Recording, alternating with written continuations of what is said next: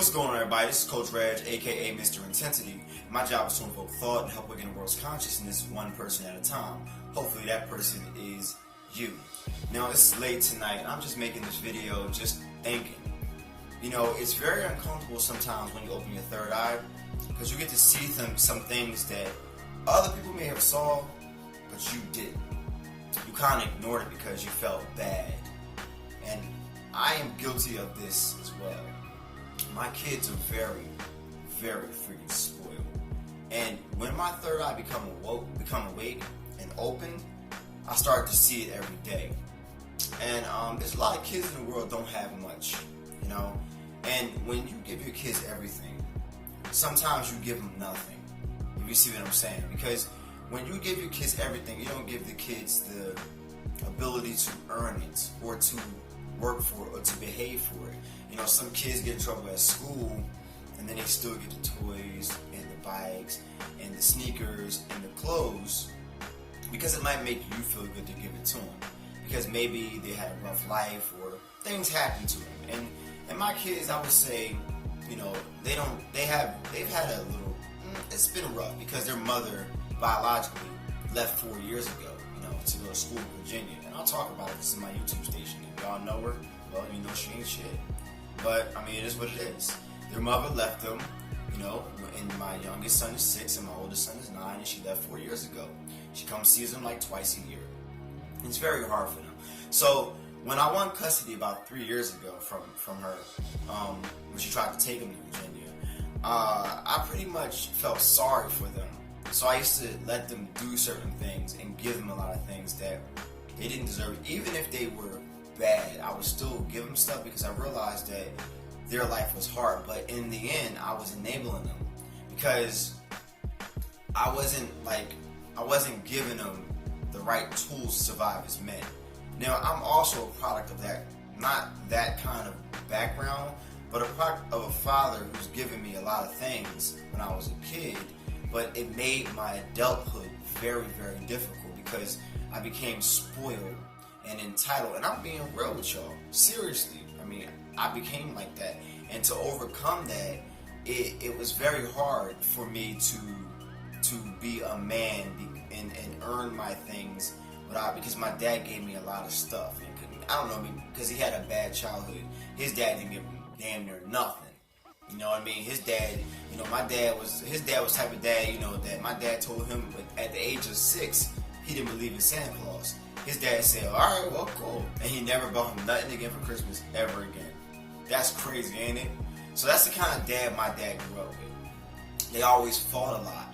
So, you know, my dad, you know, being I'm his only son, he gave me a lot of things because, you know, he said, well, my dad didn't give me nothing. But he didn't realize his dad didn't give him nothing. That actually made him the man he became to take care of us as children. You know, and he didn't know because he thought he was doing the right thing. And in the end, it worked out because I'm a great father to my children, so I learned that from him. But on the other side of things, it made my adulthood very hard, that I went through a lot of struggles to maintain and to survive when I got on my own. And I see a lot of those, you know, characteristics with my children. And in the past couple weeks, as my pineal gland really started to open, I started to see all the stuff, like the back talk, you know, like the youngest, he gets disrespectful with his back talk. He has a little bit of a temper. He likes to hit. He likes to fight. He's the wild card of my 2 sons. And the oldest likes to lie a lot, like I did when I was a kid. You know, they remind me of myself a lot. And when you see your kids, you look at them, you know, like they're you, because they are a part of you. Like, so you're like kind of looking in the mirror, just in a different version, a different face. So you kind of see yourself, so you feel sorry, so you want to give them things that you know you didn't have.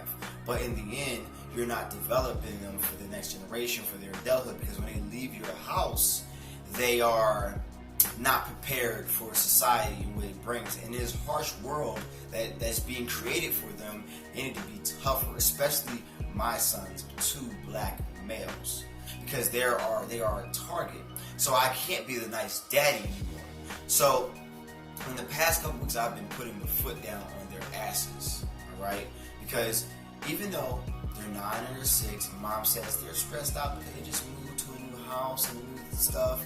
Well, you don't understand that these boys in these society don't care how old these boys are. They'll shoot these little kids dead in the streets if they have a gun and they think it's real. So being a society wants to poison my kids with arsenic for the vaccines and give them poisons and things of that nature and put a bunch of garbage in their food, society doesn't care much about my kids, so I have to prepare these kids for what is coming, right? So being that that's the case, the example I want to give is tonight. Tonight I was, doing some research on a new video and preparing some other stuff for y'all, and I'm just trying to do my work, and I'm giving the kids, tasks to do. And I've been actually doing it all week, and my youngest son has really been giving me a hard time with a lot of things, just being who he is. And I've been overlooking it. Now, he's been talking back to my fiance, and playing and being real disrespectful. And I hadn't been checking him on it as I should. And she started pointing that out, and I was like, yeah, you're right. And he was like that for a while, but I didn't see it. I was blinded because of my, empathy for their situation. But for that situation, it makes them worse. So if I just worry about that and feel sorry for them, I don't develop and prepare them to be, successful, respectful young men. And in this past couple weeks, I actually felt it. I felt like, yo, if I don't put my foot down on these little dudes, they're gonna be some assholes when they become teenagers, and then it's gonna get worse and worse, and to the point where my influence will not affect them anymore because they'll be too old. So while they're age 6 and age 9, this is when I really have to start to drive it into them, because all along I've been a really nice father. I've been a really caring, supportive father, a playful father, a sports dad, and all this stuff, doing a lot of things for my children that they don't deserve. Even if they're bad, I might put them on punishment for a little while. I don't like to use this. I use this sometimes, every once in a while. Sometimes you gotta whip that ass. But I don't like to use it because I know as a kid they got a lot of beatings when I was a kid. It didn't really work on me. It worked. It worked longer than it works on them, I'll tell you that. But when I got my behind whooped, I was good for a couple weeks. But it really didn't show me anything. As my mom always said, she would say, I made some mistakes, and that's cool because every generation you learn, different, tactics and methods, but you got to evolve as generations go on. So tonight, I go in their room. It's literally a fucking pigsty, right? I'm sorry I'm cursing, but they can't hear me. They in their rooms yelling at each other, cleaning up. I'm about to go check their chins in a little bit. If this room is not clean, by the time I get out this room right here, we're going to have a problem. They're going to see me. So now, instead of using this tonight, I don't want to use this. I took all their toys. Every last one of them. Now, all of them are in this bag next to me, but I have a lot of freaking toys here. I got a lot of toys. PS3 controllers, a bin full. I got a lot of freaking toys right here. Okay? So they have 1 week to show me they can be respectful. They can clean their filthy rooms. They can stop throwing their clothes everywhere and living like pigs. Or we're going to go to the homeless shelter and he's going to be handing these kids that actually care about toys their new toys. Absolutely. And then we're going to work from toys to clothes. Because if these kids here cannot respect what is given to them, they don't deserve. These kids have cable, they have Netflix, they have PS3, they have a 42-inch TV, right? They don't watch too much cable, they watch Netflix, and I'll make them do like book reports here and there, right? I make them do like book reports on animals, and I try to keep them off the TV, but it's cable in the house, so we don't watch it, but I don't even, it's in the house, you know what I'm saying? And pretty much they'll do book reports on Netflix, and that's how they watch TV. So they'll normally just play PS3 or something like that, or they'll read books, and they got like little coloring books and stuff they do. They do little assignments, but I've been too lenient with them. And then when my third eye became awoke, I started to see everything that they were becoming. I didn't see them as now. I saw them in the future, and it was truly disturbing because I'm like, yo, I keep on giving these boys stuff and they don't even deserve it, and I hold on to the punishments.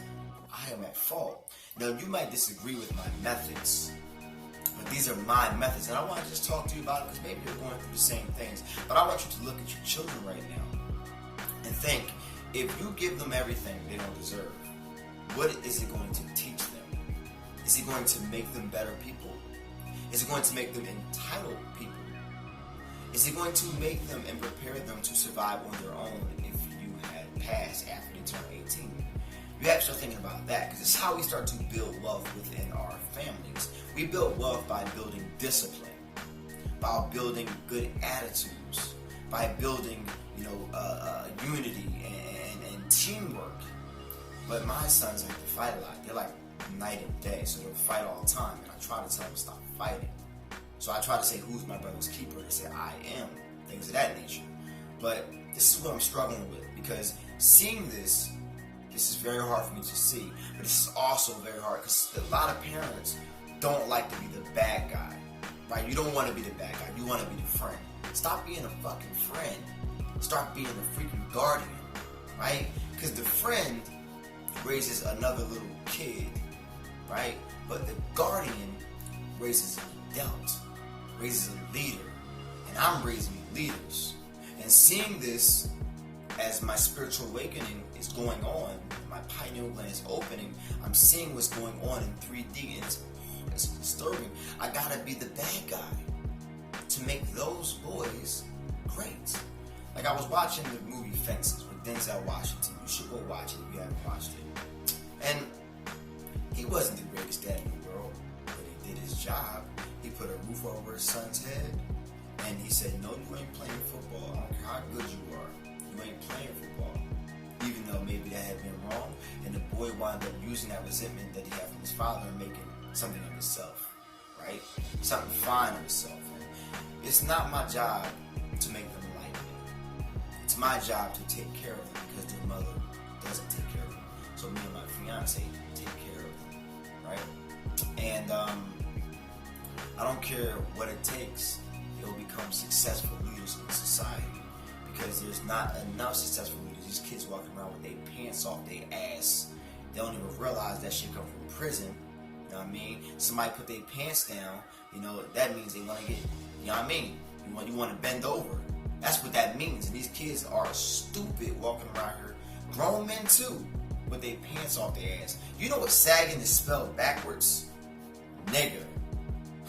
Niggas. That's what sagging is spelled backwards. And white people look at us and laugh. Every time I see a black person sag, I just want to pull his fucking pants up. For real. But I don't want to get into altercation, because I know they're going to fight about going, pull my pants up, we're going to fight now, we're going to shoot you. You know what I'm saying? So I'm trying to raise productive young men. I teach them a lot of things. I quiz them about Kenan a lot. I teach them things about the pineal gland. Because manifestation, teach them that kind of stuff. Because these schools ain't teaching our kids nothing that we want them to know. That's going to help them in the long run. You see what I'm saying? Maybe this here and there, math and reading. But on the other side, your kids are under a massive attack. And if you don't put the foot down on your kids, then the next generation is going to be worse off than this generation. So what I'm about to do after this video, I'm about to go in there, and if this room ain't clean, we gonna have a problem, alright? The first thing that's gonna go in this bag, it's right here too. This is Incredible Hulk. He loves this freaking thing. This here the first thing that's gonna go. This the first thing that's gonna go. And then my other one, where's that?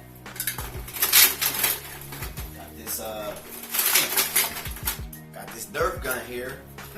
This Reggie's thing, you know what I mean? Cops see him with this, and that's why I say play with this in the house. Cops see him with this, he might get shot with it. It's the society we living in. Green and blue gun, cops see you with it, he can shoot you, and he probably would get away with it. See what I'm saying? So we play with this in the house. Have little Nerf woods and stuff, but I can guarantee you, if this room ain't clean, we're gonna go walk this backwards to the shelter, and we're gonna go ahead and give it to a kid that actually wants it. We'll take care of it. Because you here, you're gonna take care of your stuff, or you're gonna lose it. You're gonna, I work for this stuff. I work hard for this stuff. I work hard. You're not going to sit here and just mess up this stuff and break all your toys and then think it's going to be just love all the time. Take stuff for granted. Take our hard work for granted. Parents, come on. besides that, this is my testimony. I'm just talking to you. I feel like we're family now. Got enough videos up here. I'm helping you. Just talk to them. I'm just talking to you. You know. But if any parents out here are dealing with this nonsense, or your aunt or uncle, and you see your nephew or your niece a spoiled ass brat, put the foot down on their ass, because back in the day, the stranger could beat our. I don't agree on that, but that's how it was back in the day. You know, it takes a whole village to raise a child. That's where it came from, because sometimes the parent don't have the knowledge for everything, so the grandma or the aunt or the next door neighbor got to come in and check that kid's chin. It's time for us to keep. If these kids are in your family and you have the right to talk to the kids, talk to the kids, put a little knowledge in their ear, or talk to the parents and listen. You know, I mean, I know it's a tough situation, especially amongst the black community. Because checking somebody else's kids is like looked upon. You might get into an argument, but sometimes you might be saving the kid's life. So, besides that, this is Coach Reg. You know, my job is to evoke thought, help awaken the world's consciousness one person at a time. Hopefully, I help in this video, and hopefully that person